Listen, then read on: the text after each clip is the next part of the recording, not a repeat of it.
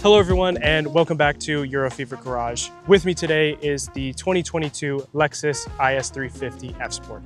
This is Japan's answer into the performance sedan market that has been long dominated by Germany's big three: BMW's 3 Series, Mercedes C-Class, and Audi's A4. Today we're going to be going over the exterior styling, Lexus's build quality, reliability, interior, and of course the driving characteristics, and compare the price to performance to its German counterparts. My name's Donovan, I'm the host of Euro Fever Garage, and stick around for more.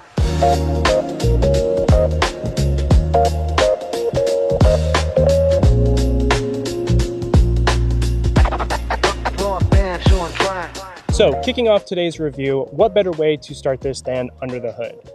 While Lexus has never truly been known as a performance brand, they have made a ton of excellent performance models. Lexus LFA, RCF Track Edition, GSF, and of course the ISF, or now the IS500. But even with those models, they never were truly known as driver's cars. I think maybe the LFA would be an exception to that, but in any case, Germany's counterparts have always sort of held that throne, and specifically BMW has held that crown for quite some time. Under the hood today, though, we have the naturally aspirated 3.5 liter 2GR producing around 311 horsepower and 280 pound-feet of torque. As a side note, this 2GR makes the same power as my M62 in the E39 5 Series. So it's funny to see the technology increases where, you know, we've lost a couple cylinders and half a liter of displacement, but it still makes the same power as a 30-year-old BMW. So I just thought that was kind of funny. In terms of performance though, this car is not stellar by any means. We'll talk about that a little bit in depth later, but the competition is very stark in performance versus the IS. I would say, aside from Germany's big three, like I mentioned, you've got the Cadillac CT5, the Infiniti Q50 Red Sport to an extent, Genesis G70, Alfa Romeo Giulia, and Acura's TLX. Those would be the main competitors to this vehicle, whether in terms of price as well as performance. But for the most part, most of the cars on that list are going to be much better in terms of performance and driving characteristics than this car.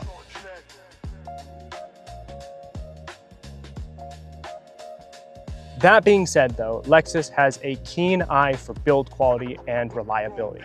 And these engines have gone for hundreds of thousands of miles. When you start to consider a performance vehicle as something that needs to be reliable, even with the B58, this 2GR is miles ahead in terms of reliability. And while it may not be as fuel efficient at this point, it's going to last you a lifetime past the point of this vehicle. And that's where Lexus has had its edge since its inception. It's always been about how can we make the best possible engine.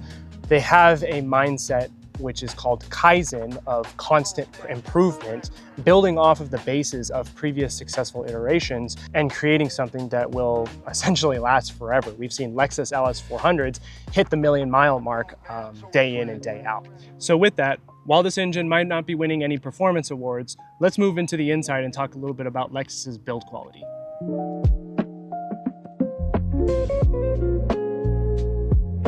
All right, hopping inside the Lexus IS350, and I want to start off by talking about the lovely white on charcoal two-tone interior. These seats are really, really cool, and I've actually never seen this color combination, mostly because I don't really look into Lexus interiors, but I'm a huge fan of this sort of two-tone accented gray all across the car, and I think it looks fantastic. Starting off with this armrest right here, it is extremely plush. These seats are perforated, so they allow for ventilation if you have that option. They have a decent amount of bolstering, but what Lexus does better than most is focus on luxury rather than performance. And I am very well bolstered in a way that's supportive rather than bucketed, like I constantly like to say. And I feel like I would be very happy on any sort of long road trip where these seats aren't really going to be fatiguing me. Now, I don't know if you can get massaging seats in these. That's probably something you can get in a GS or an LS, but considering both of those sedans are gone, you'll probably have to move to an SUV if you want any higher end luxury features. Speaking on high end features though, this doesn't have the upgraded Mark Levinson sound system, but it's superb. It's fantastically crisp, I will put the stats for the speakers here on screen now. It's a little bit front heavy as standard if you don't move the fader back, but I really like the sound quality. It's extremely crisp. It's not too bass heavy and thumpy. I like the former, and the sound staging is actually pretty excellent for a car stereo system. Moving on through the interior though, if you're familiar with Lexus and Toyota's demographic, you'll know that they tend to cater to the newer drivers as well as the older. With that comes a wide assortment of buttons that tells you exactly what they do. There is no fuss about what each and every button does, and I absolutely love it. You hear me say this time and time again, but seeing buttons in a car made within the last 5 years, it makes me extremely happy. Having dedicated functions that allows me to focus on the road, it's just so much better for safety and driver focus. One other tradition they are continuing, of course, as well, is the gauge cluster with the sliding LFA style gauge cluster. I gotta say, as a BMW guy, I am super, super jealous. I wish I had that on my car. The gauge cluster does look a little bit dated here at this point, but by no means is it impractical. There is tons of configurability. While there is no map in the gauge cluster, I am personally not a fan of that. The 10.5-inch screen is more than enough for me to see my Apple CarPlay maps. This car doesn't have the heads-up display, so it doesn't show me directions either. But again, what Lexus does well is they keep safety top of mind and highest priority. Continuing my appreciation of Lexus build quality and attention to detail, every touch point and material that you can see is of very high quality and definitely makes it feel like it's punching above its weight class in terms of quality and price point. Even though this is sort of the base model Lexus, I mean, it's a huge jump over Toyota's old Avalon and of course the Camry, but you can definitely see where Camry and Toyota parts come into play. One that immediately jumps out to me here is the cruise control stock, which is the exact same on my 2012 Toyota Camry. The buttons on the steering wheel are also the same on my sister's 2017 Camry. Same with the door switches, although they're changed a little bit for the font. Door handle feels exactly the same as the Camry. But other than that, I think Lexus gets a pass because they know these parts are high quality and they're really not gonna break on you too much. But even if they do, they're buttons, so you get to replace them and it's not too difficult of a job. So lastly, up front here, I wanna talk about the infotainment screen. While it has been updated for 2021, it's still a little bit laggy. It's responsive enough. I'm not expecting lightning speeds like an iDrive 8 and newer systems, but we have what we need. It's extremely configurable. Apple CarPlay, Android Auto, you name it. One funny feature I want to point out here though is that with Lexus demographic leaning a little bit older, sometimes they might be a little bit hard of hearing. And so as you're scrolling through the infotainment, it will audibly kind of ding at you, telling you when you land on certain icons.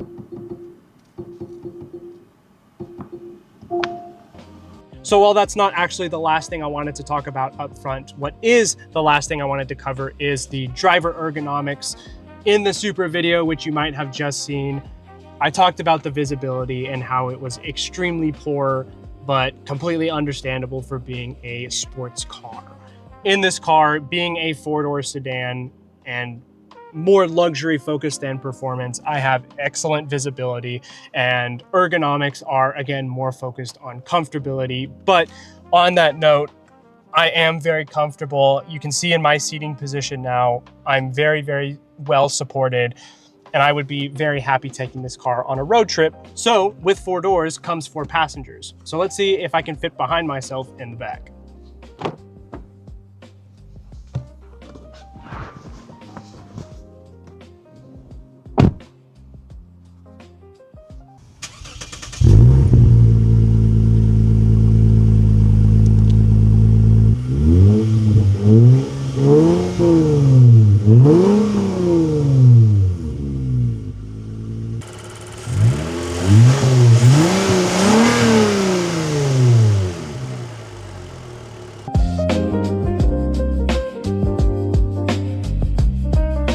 All right, now I'm driving the 22 Lexus IS350.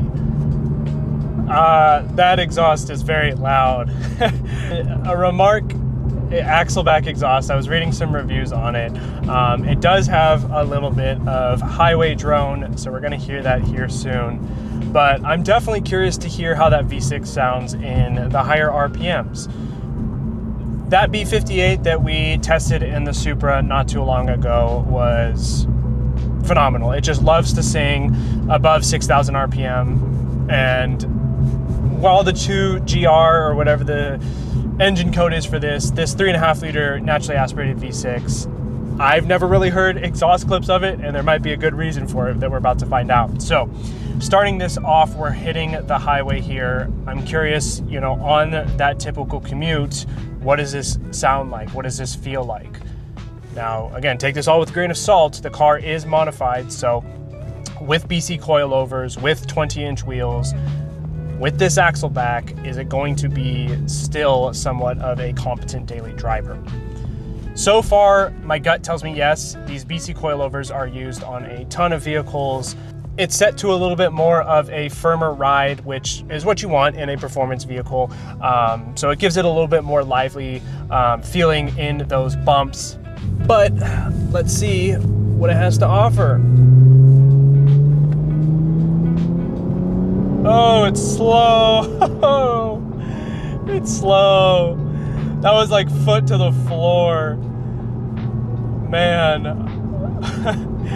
Nice and loud, but it is not fast at all. I will say the exhaust sounds good though. It does have a little bit of drone. I'm sitting around 1,800 RPM right now, 60 miles an hour.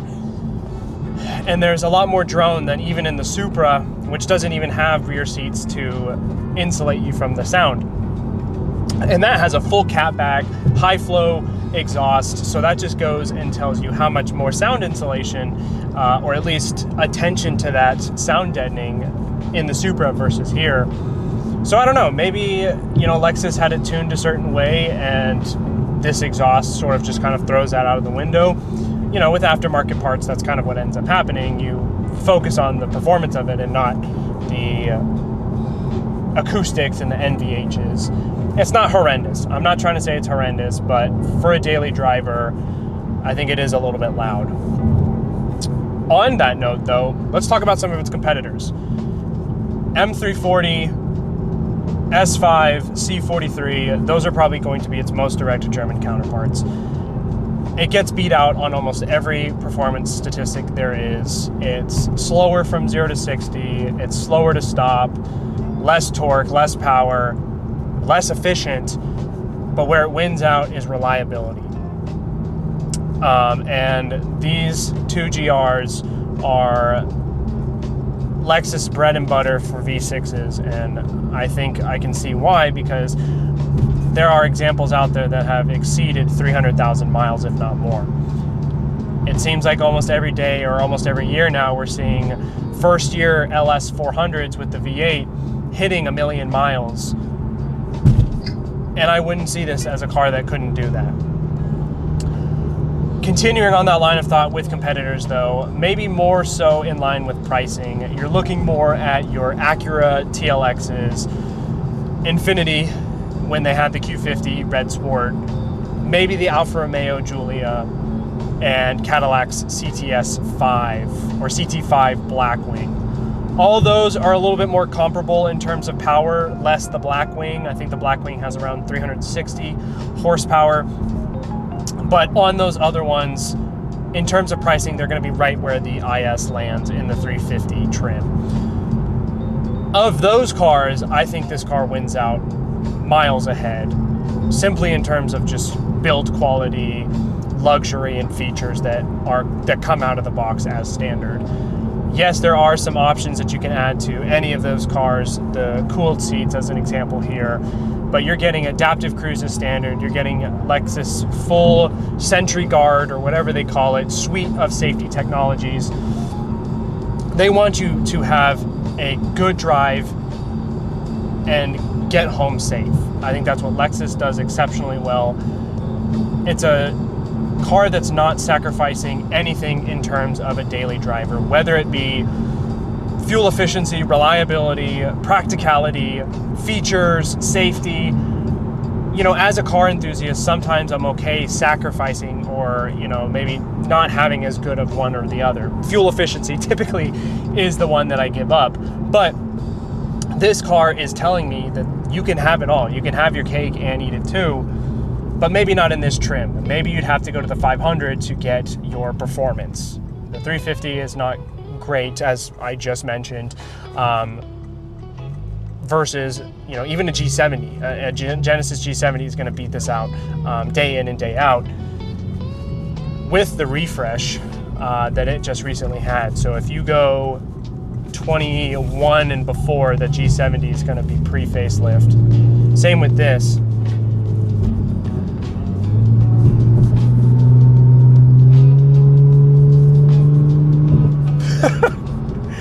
It keeps you in those high gears. It does not want you to be in anything low. I think we've had enough of comfort mode. It's time to put it in sport mode as we get into some of these B roads. I'm already in at 50 miles an hour, I'm already in 8th gear at 1500 RPM. It wants you to be as low as possible. But in terms of driving characteristics, as someone who has driven BMWs and German cars for the better half of their driving career, it does very well. It's very direct. It's a decent weight to it. I would liken it to the comfort mode of the G23 series, if not a little bit lighter. So with that in mind, as we put it in sport mode, I'm curious if it's going to weight it excessively like the Supra did, and especially in the G29 Z4s, they do feel very overboosted. So here we go into a roundabout in sport mode, and it keeps it nice and tight. I'm gonna let it out. No fuss there. So it is heavier. They wanted to increase the steering feel a little bit, but it's by no means overboosted. I get a little bit of that direct precision back. A little bit of a vague dead zone in the middle, but just enough to be nitpicky there. Now we're coming up on this stretch of road that's a little bit bumpy, and in the Supra it was pretty rough, as you can see there. So I'm curious how the IS is going to handle with these coilovers. DWS, the Continentals do a pretty decent job of absorbing bumps, but in 20s you start to get a little rubber bandy and nothing's going to save you there. I will say though, ride quality is just phenomenal. I am extremely comfortable in this car, dampening aside, and the turn-in is great. It's a little bit front heavy, a little bit nose heavy. I think it has a 53-54% weight distribution to the front, favoring the front. So I can feel it kind of dive a little bit on the front when I brake. But it's not nearly as low slung as the Supra, so I'm not worried about scraping like that. More so, it's just that weight transfer. These turns aren't nearly tight enough to test it.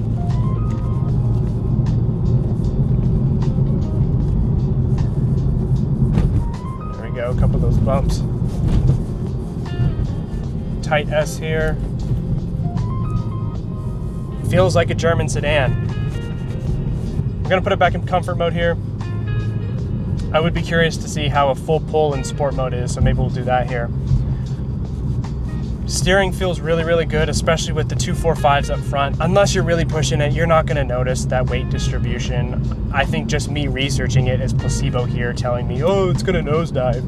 I am not a professional driver. I am not a professional car review if it's not already apparent. But I like how German cars drive, and so constantly comparing it back to that, even in the 7 Series, which is super wafty and lofty, I can get behind this. I mean, I give it the full stamp of approval as a BMW enthusiast.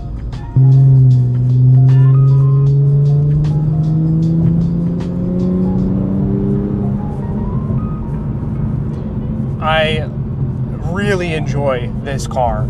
I mean, it feels, I feel like I'm in a 3 Series, but it has something different to it, like a Japanese touch to it. And I don't know what it is. I wish I could put my finger on it. Lexus is doing something to this that makes it just a little bit Japanese. I'm pretty sure you could get all-wheel drive in these cars, so I would be curious to compare this versus a X-Drive M340. Now, there's no sport mode on the transmission, similar to the Supra. So let's see.